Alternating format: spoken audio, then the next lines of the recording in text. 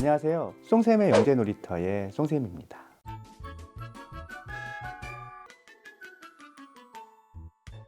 2015 개정교육과정에서 소프트웨어 교육이 필수로 지정된 이후 컴퓨팅 사고력이나 코딩 교육에 대한 학부모님들의 관심이 매우 높아졌습니다. 전 국민을 프로그래머로 양성할 생각인가 하는 나름의 비판적 견해도 있지만 논리적 사고를 자극하는 데 있어 코딩 교육만큼 좋은 것이 없다는 인식이 빠르게 퍼지면서 소프트웨어 교육은 이제 진로나 직업적 관심이 있는 소수만을 위한 교육이 아닌 모든 학생들에게 필요한 필수 교육이라는 성격이 강해졌습니다.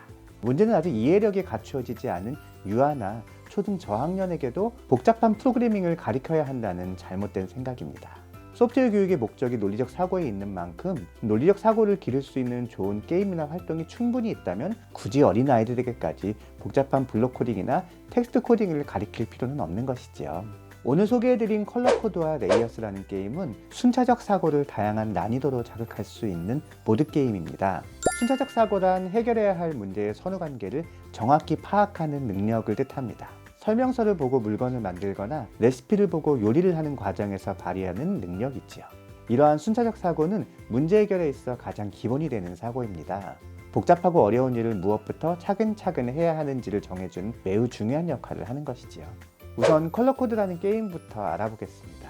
이 게임은 100장의 문제 카드와 18개의 도형판을 겹쳐서 올려놓을 수 있는 밑판으로 구성되어 있습니다. 100개의 문제는 난이도에 따라 스타터, 주니어, 엑스퍼터, 마스터의 4가지 레벨로 되어 있습니다. 18개의 도형판은 전체 또는 일부의 도형만 그려져 있고 나머지는 투명한 판입니다. 게임 방법은 다음과 같습니다. 우선 적당한 문제 카드 하나를 선택합니다. 저는 주니어 27번을 한번 풀어보겠습니다. 27번은 하늘색 동그라미가 가운데 있는 모양인데요. 도형판들을 겹쳐 문제와 동일한 모양을 만들면 되겠습니다. 27번과 똑같은 모양을 가진 판이 없으니 판들이 겹쳐지면 뒷모양을 가릴 수 있다는 것을 염두에 두어야겠네요. 투명 동그라미에 흰색 바탕인 도형판이 있으니 그 아래에 하늘색 판을 두면 27번과 같은 모양이 나오겠네요. 이를 밑판 위에 올리면 정답 완성입니다. 스타터나 주니어의 문제들은 도형판을 3개 이하로 사용하는 비교적 쉬운 문제들인 반면에 엑스퍼터나 마스터는 4개 이상의 도형판을 겹쳐야 하기 때문에 생각만큼 쉽지 않습니다. 90번 문제를 한번 풀어보겠습니다. 일단 가장 위에 빨간색 네모가 있다는 것은 쉽게 알 수 있습니다. 다만 그 아래의 모양을 만들기 위해서는 배경색과 동일한 흰색 세모를 적당히 잘 활용하여 가려야 하는 것이죠.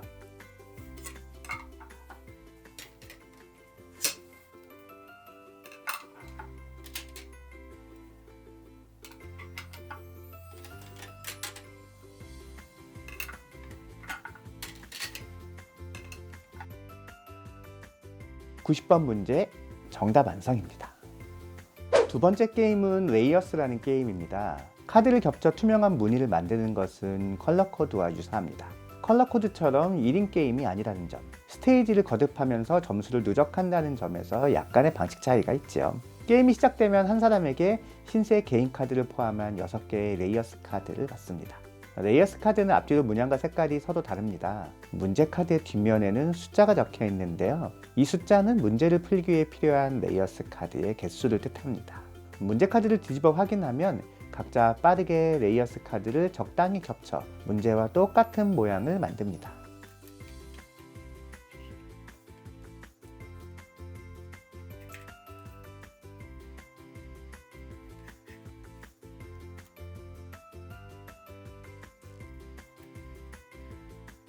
그리고 가장 먼저 완성한 친구부터 높은 숫자의 점수칩을 가져갑니다. 정답을 정확히 구현한 아이는 점수칩을 그대로 가지면 되고, 혹시 정답과 다르게 만든 친구는 가져간 점수칩을 반납합니다. 이렇게 총 6세트를 진행한 후 점수칩의 합계로 순위를 정하는 게임입니다.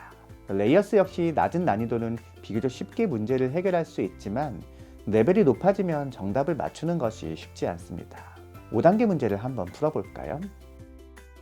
컬러코드처럼 모양을 가릴 수 있는 흰색 카드가 없기 때문에 레이어스 카드의 구멍을 잘 배치해야 합니다. 높은 수준의 눈썰미가 필요하지요.